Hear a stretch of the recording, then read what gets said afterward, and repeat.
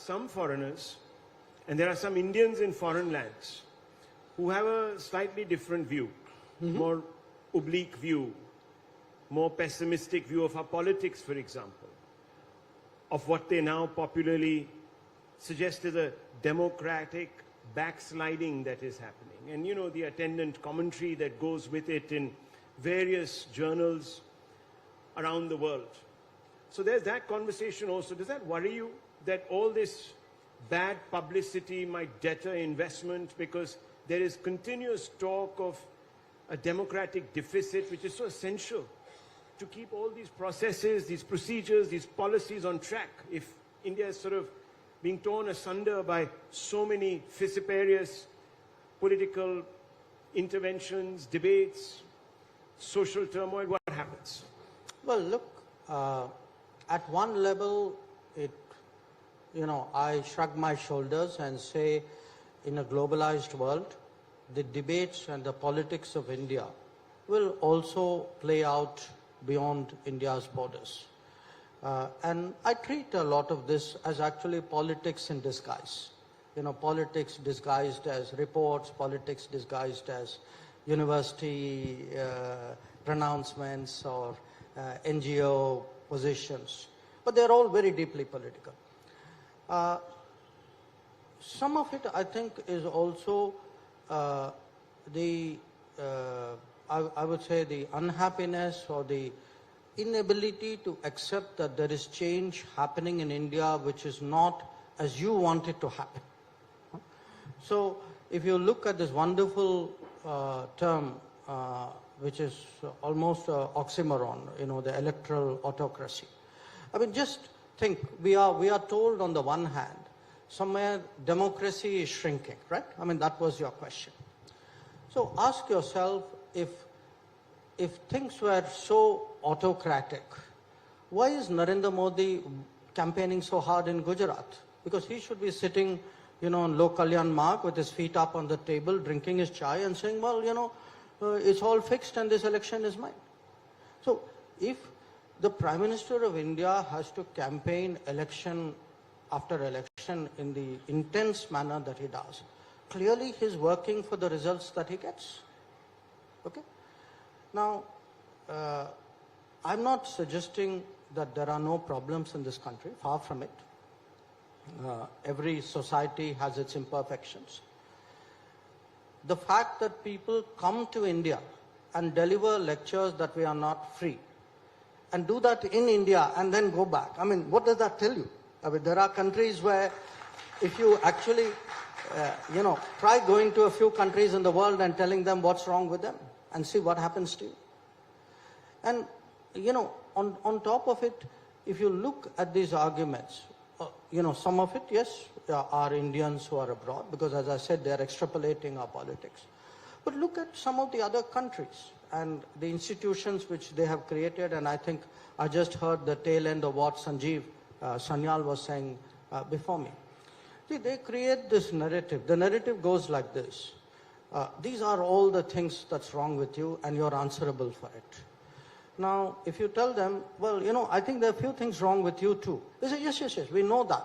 But that's not what we are debating. You are the guy in the dock. You are answerable. I'm the guy asking questions. It doesn't work the other way around. So it is part today of a larger, I would say, a political, almost ideological debate which is going on in the world. It's played out in different parts of the world differently with different issues. But at the end of the day, I mean, it is, to use an old-fashioned term, it is very hegemonic. It is actually an elite, a set of people who are arbiters of what is right, what is wrong, what is good, what is bad. And so an electoral autocracy is a polity which throws up through elections results that you don't like. I mean, that's what's wrong with that country. That they're not electing the people who you want to get elected. Very interesting. How is it traveling with Prime Minister Modi? I'm changing the contours of this conversation now. You've been speaking about meeting him when you were an ambassador and he came as a visiting chief minister, and that was sort of a view from the outside. What's it like now from the inside? What does Team Modi do that includes you now while planning for such high-stakes meetings, for example? No, so what's the question in a sense? I mean, what is the process, or what is it like? What's the process? What is it like to be? Well, look, Well, I mean, you know, he's been able to establish a lot of personal connections with a lot of world leaders. They're reciprocating and saying that he is an amazing leader and this, that, the other. You've seen the headlines and we've all read them. So there's that aspect of it. How much of your outreach, your planning is centered around his views? How receptive is he to the policy experts? How does it all work? Well, that's very complicated and probably a very long story, but I'd give you a kind of sports analogy, if I might. Okay. You know, even if you're a natural player, perhaps especially if you're a natural player, you have to spend a lot of time on the nets to get your game right, you know. Now, in the case of the Prime Minister, yes, I mean, he has a flair, he has an ability to connect, he has a persona, he has a view, he has a tremendous expressiveness. All of that is true, you know, that's the bit which all of you see. But he is also an extremely well-prepared person, very thorough, very hardworking. So, I mean, since we are talking Bali, let us say, typically it would be, okay, before you hit a conference, I mean, weeks before that, you would already have started preparation. This is where we're going, those are the people we're meeting, these are the big issues. So, how do you prepare for those? Typically, a lot of our time on the plane is spent, there's actually a conference kind of table on the plane. We actually, you know, sometimes people ask me, so why do you look so tired getting off a plane? Mostly because a lot of it is spent on that conference table. And I actually like my sleep. And he does a lot of, you know, pre-meeting, post-meeting, because it's not just like a meeting is over and we are done with that. I mean, it is like, okay, very quick, how did it go? You know, what is the further steps? So the continuous brief, debrief, correct, prepare, update, it's a sort of, it's a process. And it is something that keeps you on the toes, because in order for us to work with him, we have, you know, there's a back end to what we do. So in a sense, I would say, you know, there's a kind of a team sort of system that also he harnesses very well. I mean, he's by nature very much of a team person. And quite honestly, I would say perhaps his strength that I have seen is a willingness to actually ask a lot of questions and to listen to a lot of things. He's a very good listener. Never ever forget that.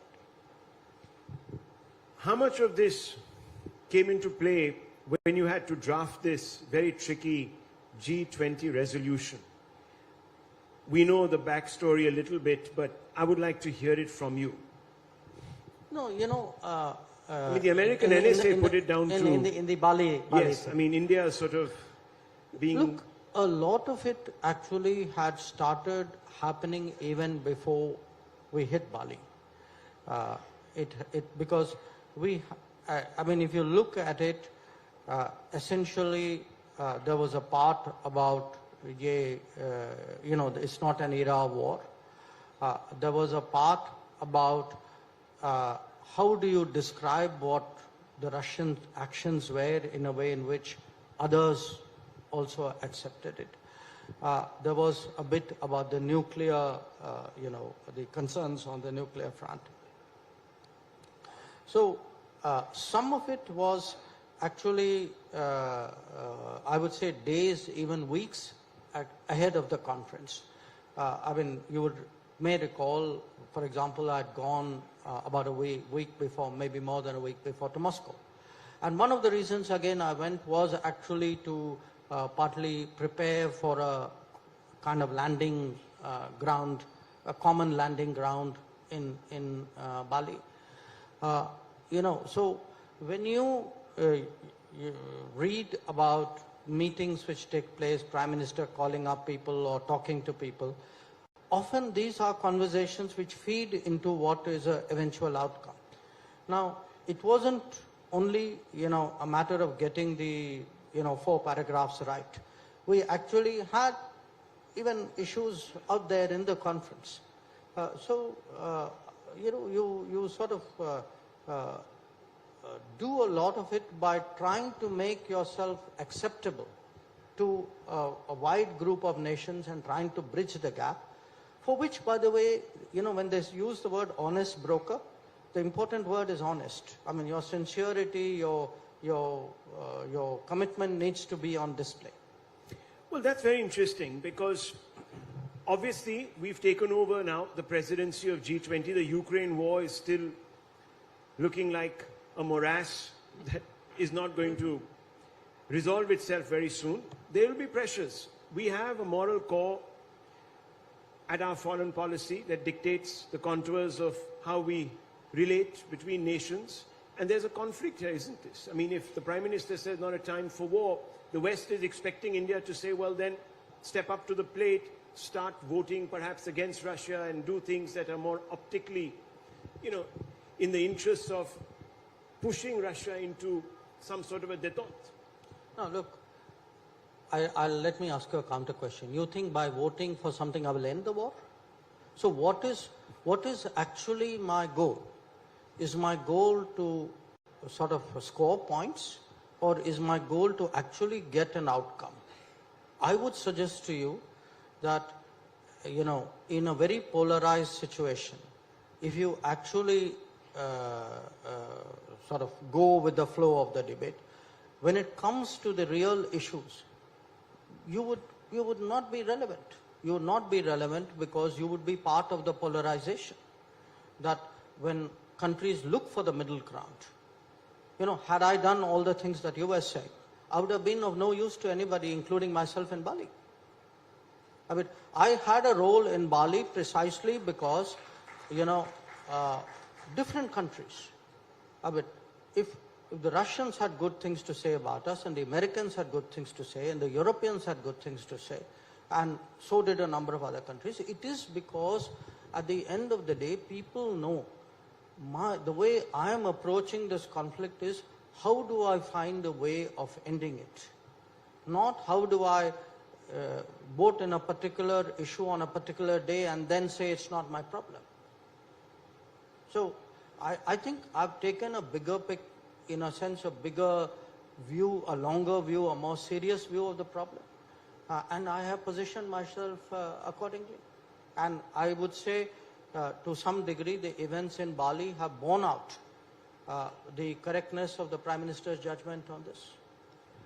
It's very interesting because it depends, obviously, on what is being sought.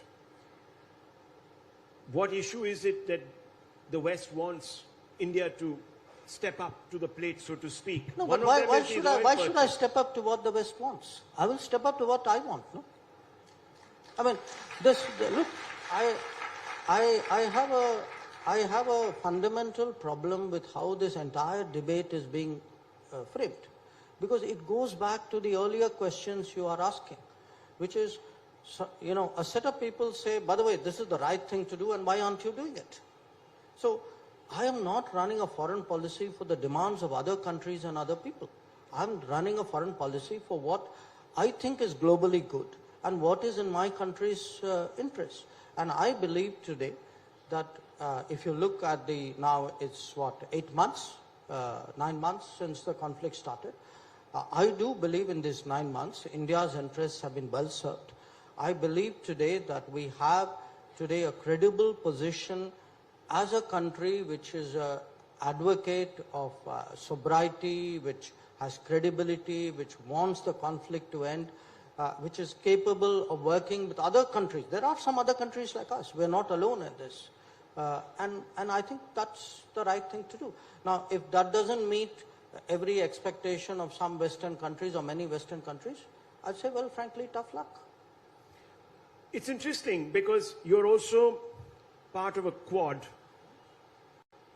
and some of the member states of the Quad have an expectation. They've taken a position. How does that square with these alliances? I know you've spoken about plurilateralism. Look, and that, by the way, is a much older problem. So, look, you can't, the Quad was never envisaged as 4 countries having identity or positions on all issues in the world. The Quad is an exercise of convergence where in the Indo-Pacific, we have, a lot of common interests and an ability to work together. Even in the Indo-Pacific, we may not agree on everything, but we have substantial agreement. But there would be other areas. You picked Ukraine. I could as well pick Pakistan or Afghanistan and say, okay, why aren't you all endorsing India's position? But many of them are not. I mean, some of them don't even endorse my map. Forget about my position. That's a very interesting point. Yes, of course, you're right. But in the context of this, the expectations, we've just seen US President Biden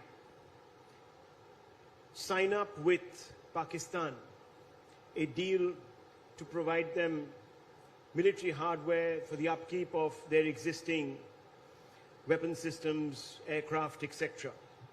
That must have made you look a little askance. You must have said, this is a bit hypocritical. They expect me to do their bidding in this theater, but when it comes to honoring my expectations, they seem to be moving closer in a direction that I don't want them to.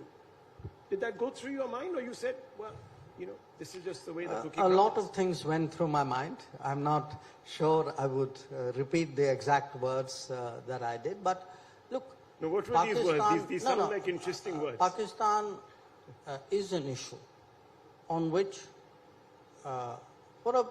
historically, we have had differences with Western countries. The differences may have increased or decreased, but the differences have never gone away.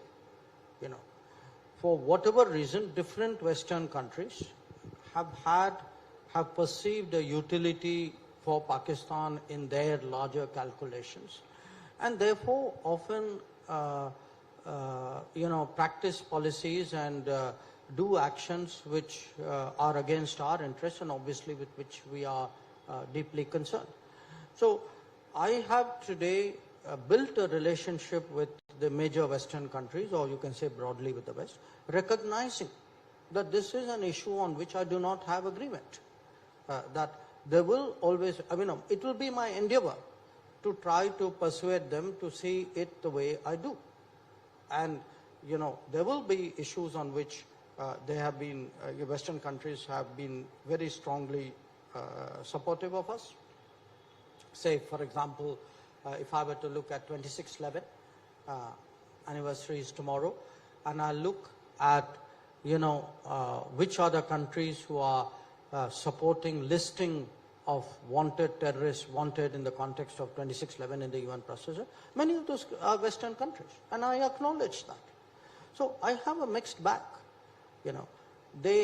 Look, in international relations, it's very rare, almost impossible for 2 countries to have identical positions on all the issues of the world.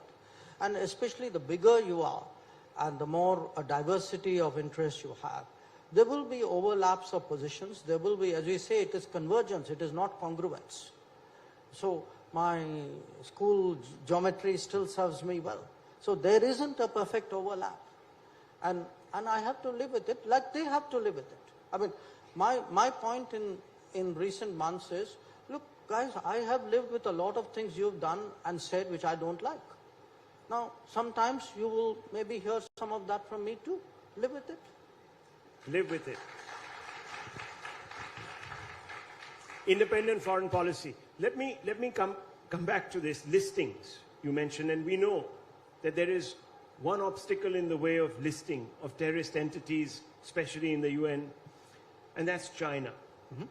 China, that obviously is not just some sort of a regional player, and it has interests, a big country. And it's not just a neighborhood issue, is it, between India and China? How do you define this problem? I mean, just recently, in the Bali conference, the opposition here, for example, said, Prime Minister, when he met Xi Jinping, unko laal aankhein nahi dikhain. Laal aankhein was the word that was trending and this, that, the other. So there's an expectation here from the opposition, from others, who say, oh, we need to be more hectoring of China, we need to be more in their face. This is said by people who went to the Beijing Olympics. So, no, I'm just trying to understand it. Is it a rhetorical question? Because it most certainly looks like one. Well, you know the usual opposition voices that have been repeatedly making themselves heard. I'm not saying the usual suspects. I'm not disparaging of the opposition. All I'm saying is that there are a group of leaders who did express a great disappointment at the fact that the Prime Minister didn't collar Xi Jinping or whatever they imagined he would be doing. So there's that. And there's, of course, the China question. Can we talk a little bit about that? Look, when it comes to China, there is the reality of China, the second biggest economy in the world, our proximate neighbor, but also one with whom we've had, to put it politely, a difficult history, where we've had conflict. We have a very major boundary dispute, and where on many issues of high importance to us, they have not been supported. This could be our quest for permanent membership of the UN Security Council and reform of the UN. It could be our candidature for becoming a member of the Nuclear Suppliers Group, or it could be those issues you mentioned, listing of UN terrorists, and it could be something far more basic. And this is something which goes back to the 1950s and 60s, which is their relationship with Pakistan. And how that relationship in Pakistan, with Pakistan, actually affects the security interests of India. These are out there. We all know that these are out there. Now, to my mind, the right way of dealing with it is to be firm when you have to be firm. So, if you have to move troops up to the border to deal with what they are trying to do, you should do that. On issues where they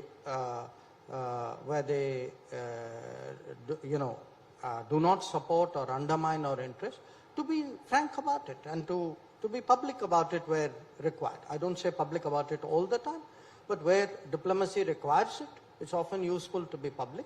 Where you feel there's still room for progress, I would say maybe I'd find a different way of handling it.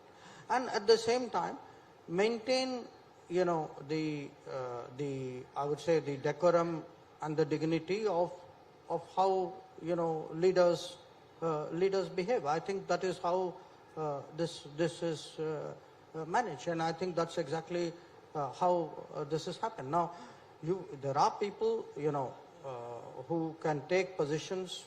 I guess, especially if they're free of responsibility, you can be pretty casual or thoughtless about what you say.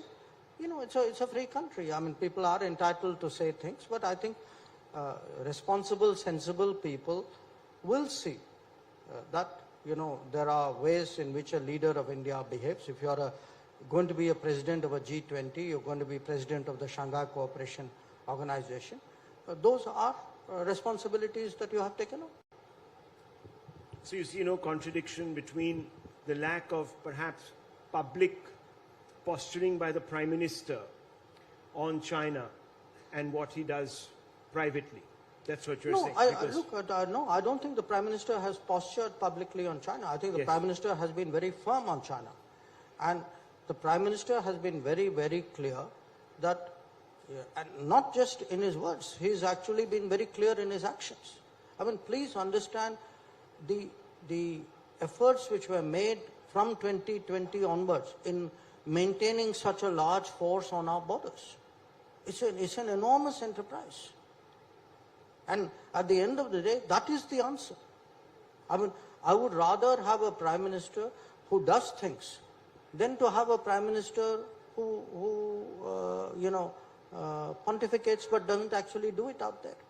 So, in the case of Prime Minister Modi, I think he should be judged by the fact that the Indian military today is deployed in strength on the borders with China as a result, to respond to the challenges of 2020. What do you think of the relationship as it evolves? I've been reading a lot of commentary that this extension of Mr. Xi's term in power, perhaps indefinitely, is going to create more friction between the two countries. He is in a different mold from his predecessors. Do you share this assessment? Are we really headed for a fraught relationship as we move forward? No, I don't think we should approach the China relationship, and we haven't actually approached it as a behavioral or a term-driven policy. I think we have structural long-term challenges. My regret is we have not taken that seriously. I mean, look, today I'm speaking to you about sending troops up there. But remember, 10 years ago, you actually had people in the, saying that our best defense is not to develop the border. And that is a way of dealing with the border problem. So, look, finally to me, developing your border infrastructure, building deep strengths, creating greater capabilities within the country, all these are part of how India sort of prepares for the world. And it doesn't have to be against somebody. It's hypothetically. Suppose China doesn't exist. Does it mean I must leave my border undeveloped? Border areas undeveloped?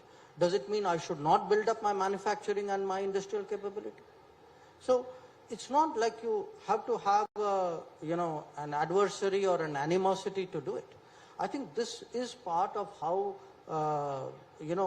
big powers develop, and if it is our aspiration to be a leading power, I think it's important to not just behave like one and act and talk like one, but it is equally important to do the things on the ground, in the country. When I look at reform in the country, for me, there's a direct connection between the reform and our foreign policy standing. When you asked at the beginning, how does the world see India and Prime Minister Modi? The world sees Prime Minister Modi as someone who's prepared to do tough things at home in order to prepare India for what is to come. And that for them is a big change. What is to come? What are going to be the areas of contestations as we move forward on this? Look, again, how India and China reach some kind of balance, that will happen if it does, through events, processes unfolding. But I stress to you again, this is not a binary game between India and China. There is a whole world out there of almost 200 countries. I am today, as India, engaged in the kind of changes and development and processes and progress, which is designed to take me to a much higher level, which I believe is kind of my destiny, if you would. Now, China happens to be one important part. I'm not diminishing it in any way. But I am doing it for myself. I'm not doing it because some other country is pressurizing me or because I have a problem with them. Now, how do I reach a balance with China? It's a very tough question because, look, we have two huge handicaps dealing with China. One, that we lost the 1962 war. Now, the consequence of that is being felt even today. So, Today when people write about a bridge which is coming up or some village which is coming up, please remember, these were areas you lost in 1962. And if that had not happened, this wouldn't have happened. So, the loss in 62 is still a handicap that we carry. We may regret it, but it doesn't reverse it. The second is the changes. We started reforms, let us say, 15 years later than China, and our reforms were half-hearted. They were never deep enough as China's were. We haven't built that economic strength. In 1988, when Rajiv Gandhi went to China, India and China were economies of the same size. Today, China is 4.5 times ours. What does it tell us? It tells us, even if we progress, we didn't progress fast enough. Now, I'm not saying this as a blame game, but I have to recognize today that my relatively, slower pace of economic change and the fact that I had an adverse outcome in 1962 are two very major burdens that I carry in dealing with China. Having said that, I would still, try to find ways by which I can maintain my interests and secure my line of actual control out there. And that's really what the government is trying to do. There's a lot of conversation right now about China and its own internal situation. We're seeing a large number of videos coming out of protests in different regions, things we haven't seen before. And you've been, of course, India's envoy to China in the past, so you've lived in that country. How do you react to all of this talk of some sort of internal turmoil? It's very difficult, of course, it's a very closed country. But when these things come out, does it surprise you? Do you think that things are a bit fragile? Oh, look, I haven't been there, obviously, since COVID started. But I'm not sure I would use the words you are using, internal turmoil. Obviously, they are grappling with the COVID issue, but every country in its time also grappled with the COVID issue. It's being a open, democratic, transparent society, and there's also an answer to the beginning of our conversation. I did mine in broad daylight. I may have made mistakes, I may have had solutions, I may have done course correction. I never hid them. Whereas, not all countries have the same degree of transparency. The sociology of different societies is very different. They are doing it their way, and obviously there are some consequences and episodes out of it. But I would say that when you look back at the COVID, the fact was there was a lot of hand-wringing and a lot of second-guessing and a lot of finger-pointing in this country. Ask the world today, so how do you think India handled it? And I'll tell you, you'll get a very honest answer. Much of the world today looks really at not just the fact that we had vaccines. There were people with vaccines who didn't know how to get the shots in the arm. There are people who got the shots in the arm but didn't know how to look after people who were down. So I think we've come out stronger out of COVID. We took a huge, it was a trauma, to put it very mildly. But when you look at some of these episodes, I think an Indian with foreign policy interests who'd like to compare their own government and their own system with what is happening with the rest of the world needs to reflect on it. Thank you very much, Dr. Jaishankar. Thank you very much for speaking to us. This has been a very enlightening conversation, as it always is, and a pleasure. And I'm sure the audience has taken away a lot from this exchange. Thank you. Thank you so much.